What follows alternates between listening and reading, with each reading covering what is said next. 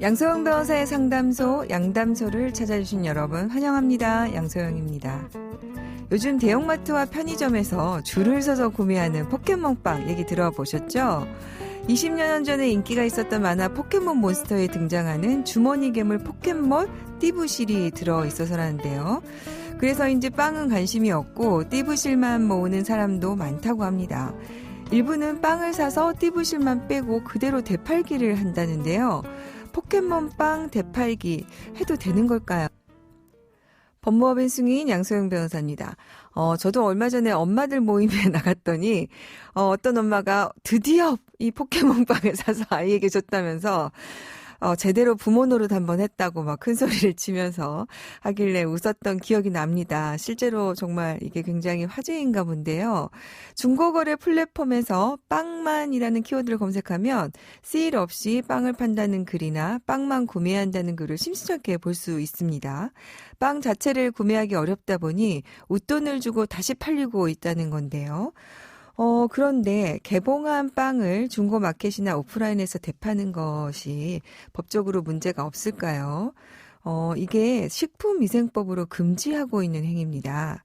판매를 목적으로 하는 식품은 위생적으로 취급을 해야 되는데 포장을 뜯으면 그 이후로 당연히 빵에 유해 세균이 오염이 될 수 있고 부패할 가능성이 커지기 때문에 이렇게 법에 규제를 하고 있는데요. 포켓몬빵을 판매 목적으로 포장을 뜯어서 분할하여 판매하는 것도 법 위반이고 과태료 처분을 받을 수 있습니다. 자, 되판다는 뜻의 리셀이나 재테크의 테크, 합친말로 리셀테크가 요즘 확산되고 있는데요. 희소성을 지닌 한정판 상품이나 소장 가치 있는 제품을 구입해서 차익을 붙여서 비싼 가격에 되팔고 수익을 남기는 재테크를 말하는 건데요. 그래서 많은 분들이 이제 중고거래를 하면서 리셀테크를 하고 있는데, 자, 위생과 건강을 담보하는 식품, 빵이나 음식물, 이렇게 개봉 분해해서 판매하는 것은 법적으로 문제가 생길 수 있고, 이로 인해서 또 피해를 받은 사람이 있다면 민사상 책임을 질 수도 있습니다. 앞으로 이런 행동은 하시면 안 되고요. 꼭 기억해 두시길 바랍니다.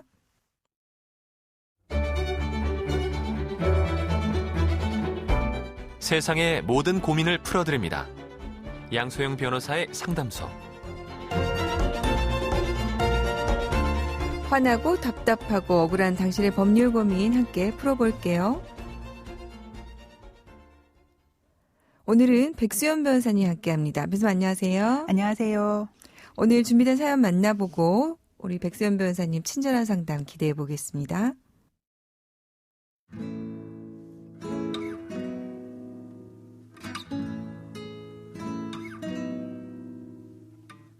저희 부부는 결혼한 지 30년이 됐습니다. 남편은 50 후반에 배드민턴 동호회를 가입하더니 퇴직하고 더 열심히 동호회 활동에 참여했습니다. 자기 손으로 뭐 하나 살 줄 모르는 사람이었는데요. 어느 날 차에 보니 차 안에 목욕용품은 물론이고 못 보던 운동복에 양말과 속옷까지 있었죠. 뭐냐고 물어보니 자기 거가 아니라고 얼버무리고요. 수상한 점은 또 있었습니다. 안 그러던 사람이 핸드폰을 손에 놓지 않고 평생 안 바꾸던 핸드폰 비번도 바꾸더군요.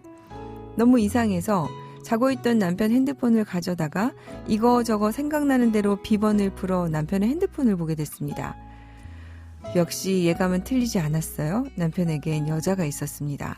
사랑한다, 보고 싶다, 언제 오냐 이런 문자 증거가 있으니 남편도 부인하지 못하고 동호회에서 운동하면서 만났다고 인정을 했습니다. 자식 보기 창피하니 그만 정리하라고 했는데 남편은 오히려 지금까지 자기 인생을 산 적 없는데 이제야 사는 것 같다면서 이혼을 하자고 합니다. 살고 있는 집을 팔아서 나누고 연금 받는 거 나누며 각자 노후는 살 수 있다고 자신을 놓아달라고 합니다. 하지만 아무리 고민해도 이른을 앞두고 이혼을 하는 게 자식들 보기도 창피하고 자존심도 허락하지 않아 절대 이혼은 못하겠다고 했습니다. 그랬더니 남편은 자신이 집을 나가서 따로 살겠다면서 아파트를 팔겠다고 내놨습니다. 심지어 남편 명의 생활비 통장에 비밀번호도 바꾸고 생활비도 못 주겠다면서 알아서 하라고 합니다. 남편이 아파트를 팔지 못하게 막을 방법이 있을까요?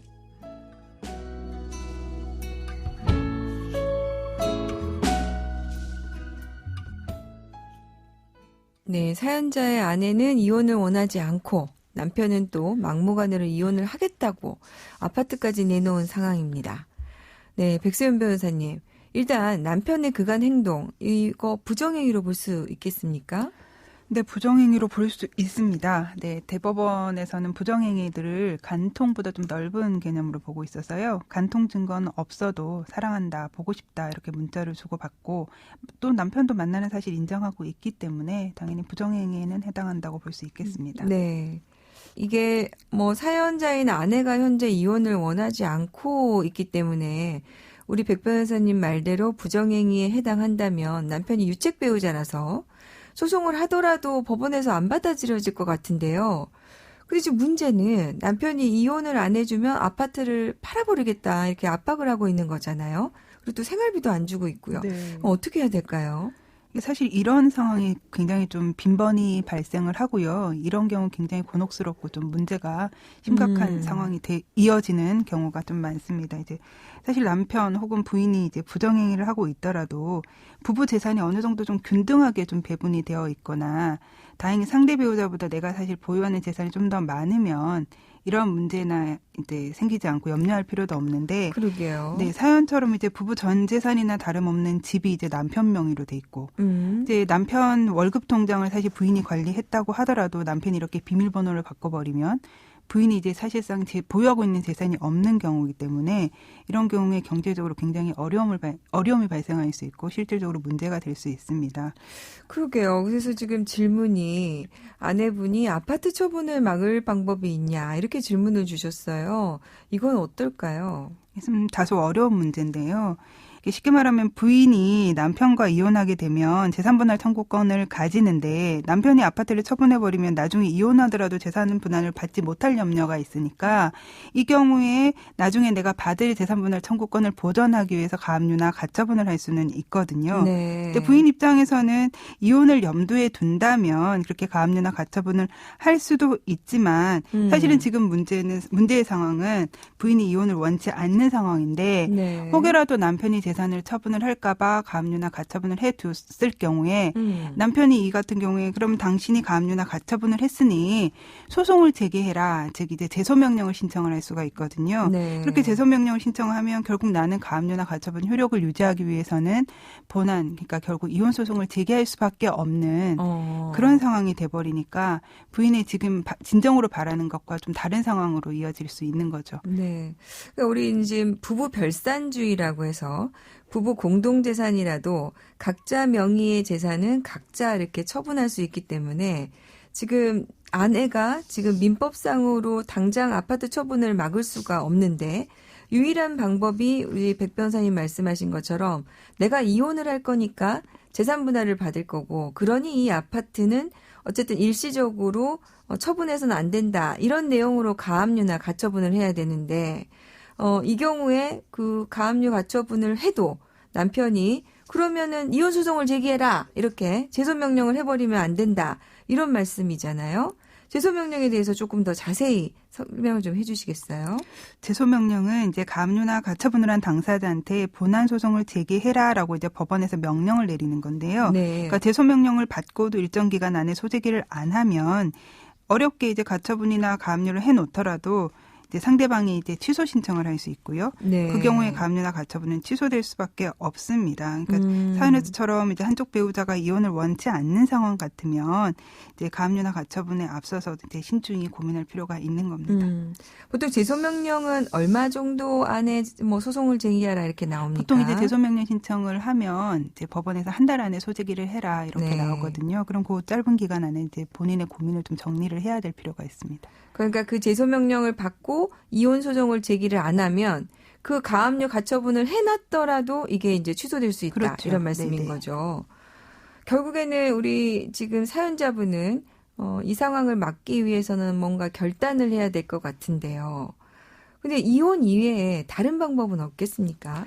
현실적으로 아주 실효성 있는 방법은 조금 어렵고요. 다만 이제 부부간에는 부양하고 동거할 의무가 있기 때문에 남편이 지금 집 팔아버리고 생활비 안 주는 건 사실 그 의무를 해태하고 있는 거거든요. 네. 그럼 이제 부양료를 달라, 나를 부양하라라고 네. 이제 부양료 지급 청구 소송을 하고 내가 받을 부양료 액수만큼에 상응하는 금액만큼을 이제 가압류하는 방법 또 고민은 해볼 수 있을 것 같습니다. 네. 그런데 이제 그 금액이 뭐 현실적으로 얼마 재산 분할에 되지 미치지는 않고. 않죠. 네. 그렇죠. 네. 근데 그 부양료로 가압류하는 경우에는 어느 정도 금액을 가압류할 수 있을까요?